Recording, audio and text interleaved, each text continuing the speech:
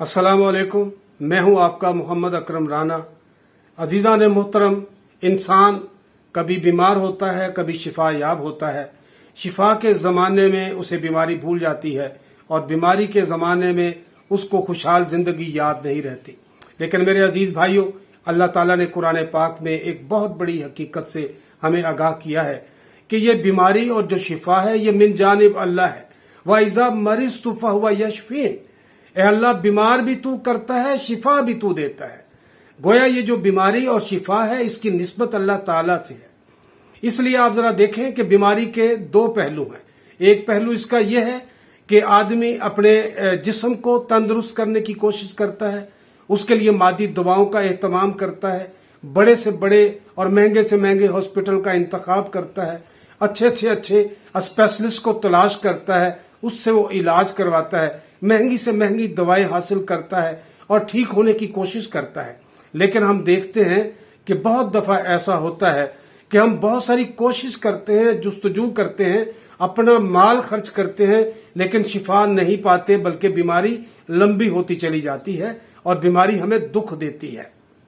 शिफा हमारी ख्वाहिश होती है, हमारी खुशी होती है, लेकिन बीमारी हमारे लिए गम लेके आती है और हमें दुख देती है और हम कोशिश करते हैं कि हम इस दुख से निजात पा लें। लेकिन होता यह है कि तमाम तर कोशिशों के बावजूद जितनी दवा की जाती है, बीमारी उतनी ही बढ़ती चली जाती है। तो मेरे अजीज भाइयों, इसका मकसद यह है कि अल्लाह ताला को आपकी शिफा मतलूब नहीं है। अब अल्लाह ताला को आपकी शिफा कैसे मतलूब हो सकती है? तो नबी करीम सल्लल्लाहु अलैहि वसल्लम ने एक और हकीकत बयान की है और आपने फरमाया है, दागू मरज़ाकुम बिसदका, कि अपने मरीजों का इलाज सदका के जरिए किया करो। ये जो सदका है इसके बारे में आपने फरमाया कि ये दावू है, ये दवा है। इस दवा के जरिए से अपने मरीजों का इलाज किया करो। और ये जो सदका है ये क्या है? ये बिल्कुल खालस नियत के साथ अल्लाह की रजा के लिए, अल्लाह के बंदों की जरूरतों और हाजतों को पूरा करने के लिए जो माल आप खर्च करते हैं उसको सदका कहा जाता है। तो नबी करीम सल्लल्लाहु अलैहि वसल्लम ने फरमाया कि अल्लाह को राजी करने के लिए कि जब आप बीमार हैं, आपकी दवाओं के अंदर वो शिफा शामिल कर दे, आपको शिफा याब कर दे, वो आपसे राजी हो जाए, वो आपसे खुश हो जाए। और इसका मतलब ये होगा कि जब हम बीमार होते हैं तो ये हमारी अपनी शामत आमाल होती है, खुद हमारे अपने करतूतों का बुरा अंजाम होता है। इसलिए अपने करतूतों के बुरे अंजाम से बचने के लिए तौबा इस्तगफार के साथ साथ सदका करना भी नबी करीम सल्लल्लाहु अलैहि वसल्लम ने तरीका बताया है। तो इसके जरिए से हम अपने मरीजों का इलाज कर सकते हैं और अपने बीमारों को शिफा याब कर सकते हैं। मेरे अजीज भाइयों, अब्दुल्ला इब्ने मुबारक रहमहुल्लाह ताला बहुत बड़े मुहद्दिस गुजरे हैं और एक मर्तबा उनके पास एक आदमी आया। उसने आके कहा कि ए अब्दुल्ला बिन मुबारक, मेरी टांग पर जख्म है, कई साल हो गए हैं लेकिन वो जख्म ठीक नहीं हुआ।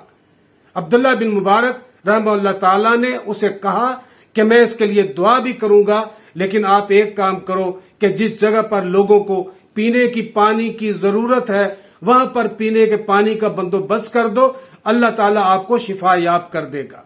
तो उस आदमी ने ऐसा ही किया और एक ऐसी जगह पर कि जहां लोगों को पीने के पानी की हाजत थी वहां पर पीने के पानी का तालाब बनवा दिया और वो आदमी चंद दिनों के अंदर ठीक हो गया। इसी तरह बहकी ने इस वाकया पर बहस करते हुए ये बात लिखी है कि अबू अब्दुल्ला हाकिम रहमहुल्लाह ताला जामे मस्जिद के इमाम उस्मान के पास जुमे वाले दिन हाजिर हुए और आके कहा कि ए उस्मान, नमाजियों से दुआ की दरखास्त करो, मेरे चेहरे पर जख्म है, 7 साल हो गए हैं, ये जख्म ठीक नहीं हो रहा, आप दुआ करवा दें, हो सकता है कि अल्लाह ताला मुझे शिफा याब कर दे। इमाम उस्मान ने नमाजियों से दरखास्त की कि अबू अब्दुल्ला हाकिम ने आपसे अर्ज की है, आपसे दरखास्त की है कि आप इसके लिए दुआ करें। अगले दिन उसी मस्जिद के अंदर जो औरत नमाजी मौजूद थी जुमा के दिन, आके कहती है कि ए इमाम उस्मान, मैंने रात ख्वाब के अंदर नबी करीम सल्लल्लाहु अलैहि वसल्लम को देखा है।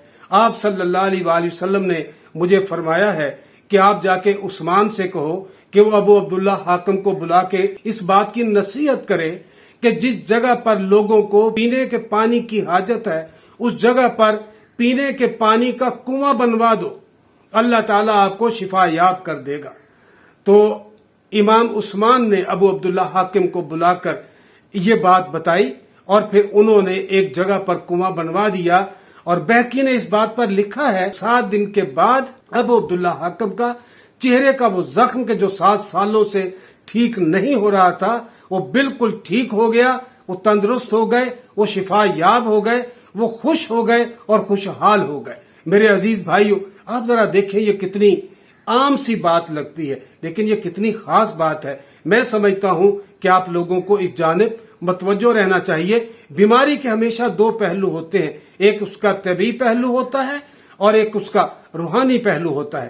جب تک آپ روحانی طور پہ کوشش نہیں کرتے، قرآن کے احکام اور نبی کریم صلی اللہ علیہ وآلہ وسلم کے فرامین کے مطابق آپ جستجو نہیں کرتے، آپ کی نصیحتوں پر آپ عمل نہیں کرتے، آپ شفا سے محروم رہتے ہیں۔ اور میرے عزیز بھائیوں، ذرا کوشش کر کے کبھی دیکھیں کہ جن بیماروں کو لمبی بیماری کے باوجود، بہت سارے علاج معالجے کے باوجود، بہت ساری دوائیں کھلانے کے باوجود شفا یابی نہیں ہو رہی، تو ان کے لیے آپ صدقہ کریں۔ اور صدقہ میں سب سے بہتر جو انتظام آپ کر سکتے ہیں وہ پینے کے پانی کا اہتمام ہے۔ آج کل صاف پانی کے پینے کا اہتمام کرنا لوگوں کے لیے مشکل ہو گیا ہے۔ فلٹریشن پلانٹ لگے ہوئے ہیں، مہنگے داموں پانی بیچتے ہیں، لیکن آپ ایک ایسا کام کر سکتے ہیں۔